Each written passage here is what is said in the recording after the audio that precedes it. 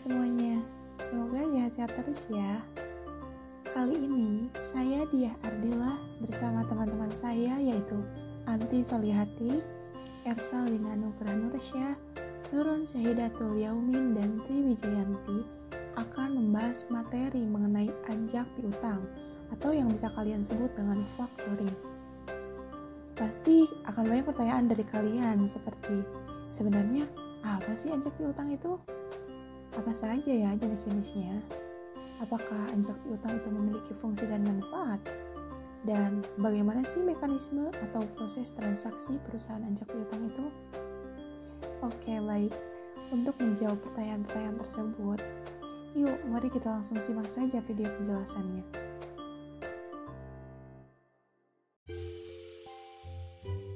Sebenarnya apa sih anjak piutang itu?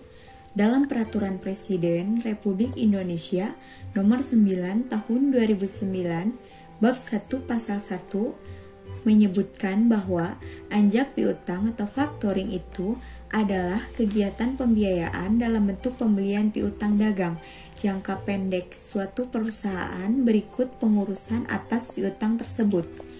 Pertanyaannya sekarang, siapa aja sih yang terlibat dalam anjak piutang itu? Dalam proses pelaksanaannya akan ada 3 pihak yang terlibat langsung di dalam kegiatan ini. Di antaranya, pihak pertama adalah perusahaan jasa anjak piutang, yakni perusahaan yang bertanggung jawab pada anjak piutang dari pihak klien atau bisa juga disebut sebagai investor.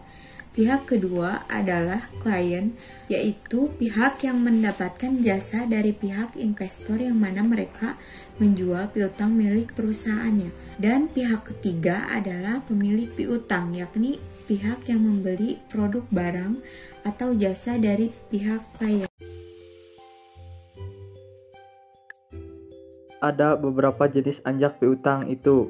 Nah, anjak piutang itu dibagi menjadi 4 jenis, yaitu 1. Berdasarkan pelayanan, full service factoring. Jenis anjak piutang yang satu ini akan mampu memberikan jasa anjak piutang secara menyeluruh, baik itu secara jasa pembiayaan ataupun non-pembiayaan. Book factoring ini mampu memberikan informasi terkait jasa pembiayaan dan pada saat jatuh tempo kepada pihak nasabah atau pihak pemilik piutang tanpa memberikan jasa lainnya seperti resiko piutang, resiko penjualan, dan lain-lain. Maturity factoring adalah jenis anjak piutang yang mampu menyediakan jasa proteksi atas resiko piutang dan juga administrasi di dalam penjualan secara menyeluruh. Finance discounting akan menyediakan suatu fasilitas pembiayaan tanpa turut ikut serta dalam hal menanggung resiko pada piutang yang tidak tertagih. Dalam proses pelaksanaan, penyediaan dana tunai ketika penyerahan pakur pada pihak investor berjumlah hingga 80% dari nilai pakur dengan besaran pembiayaan yang sesuai dengan batasan kredit.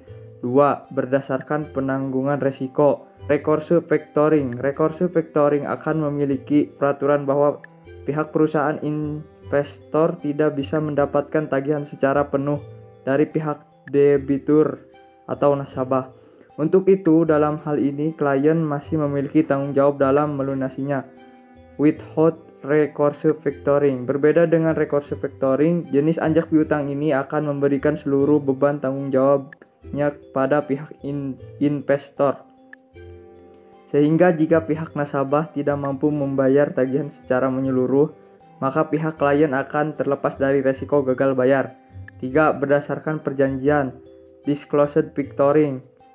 Jenis anjak piutang ini akan memberikan informasi pada nasabah bahwasannya tagihannya sudah berpindah ke pihak investor.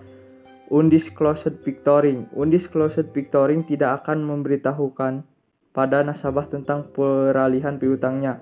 Berdasarkan lingkup kegiatan, domestic factoring adalah kegiatan yang melibatkan seluruh pihak yang terlibat dalam kegiatan piutang yang ada pada suatu negara.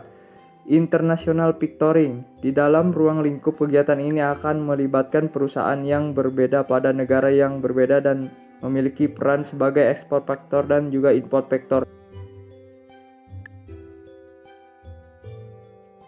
Mekanisme transaksi perusahaan anjak piutang dengan kreditor dan debitur dapat dilihat seperti gambar berikut.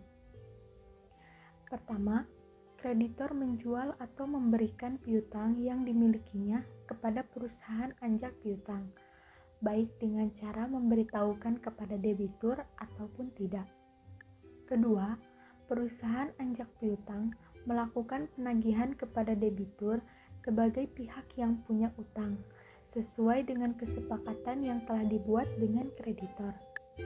Ketiga, debitur membayar kewajiban utangnya kepada perusahaan anjak piutang sesuai dengan tanggal jatuh tempo yang disepakati.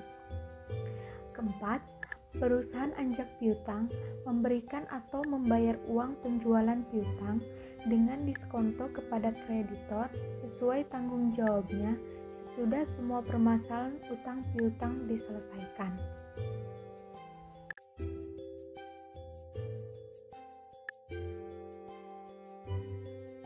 Apa saja fungsi dari anjak piutang itu?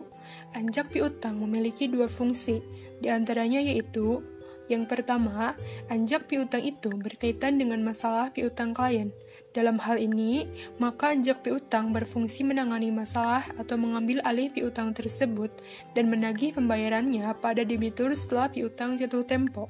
Yang kedua, anjak piutang ini juga bertanggung jawab atas piutang klien dan membebaskan klien dari risiko kerugian. Selain memiliki fungsi, anjak piutang juga memiliki beberapa manfaat. Yang pertama, bagi perusahaan nasabah. Anjak piutang dapat menolong cash flow perusahaan yang melakukan penjualan secara kredit, sehingga dana yang diperoleh dari penjualan piutang kepada perusahaan anjak piutang akan memperlancar kegiatan produksi dibanding apabila produsen tersebut menagih sendiri kepada kreditor. Berikutnya, bagi perusahaan yang berkembang sangat pesat dan belum dapat diimbangi dengan divisi kredit dengan gunakan jasa perusahaan anjak piutang, perusahaan yang bersangkutan dapat berkonsentrasi dalam meningkatkan usahanya. Anjak piutang juga dapat memperlancar perputaran modal kerja perusahaan sehingga dapat meningkatkan laba.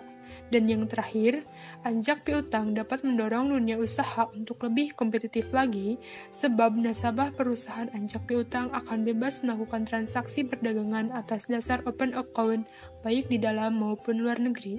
Yang kedua, bagi bank. Dalam rangka mengatasi kredit macet, bank dapat menggunakan anjak piutang untuk menagih piutang-piutang. Dengan demikian, bank akan lebih efisien dibandingkan apabila menagih sendiri. Perusahaan anjak piutang dapat pula dianggap sebagai perusahaan komplement bagi bank, di mana bank dapat menggunakan jasa tersebut untuk menagih piutangnya dan memperoleh dana sebagai modal kerja dari bank. Dan yang terakhir, jika dilihat secara makro, perusahaan anjak piutang yang melakukan pengambil alihan piutang secara payment atau pembayaran di muka akan membawa efek money multiplier sehingga dapat meningkatkan percepatan uang beredar atau velocity of money yang pada gilirannya akan mendorong pertumbuhan ekonomi. Dan dapat kita simpulkan bahwa pada prinsipnya, manfaat dari anjak piutang itu diantaranya: yang pertama, dengan adanya anjak piutang, pembayaran piutang lebih cepat dari jatuh tempo.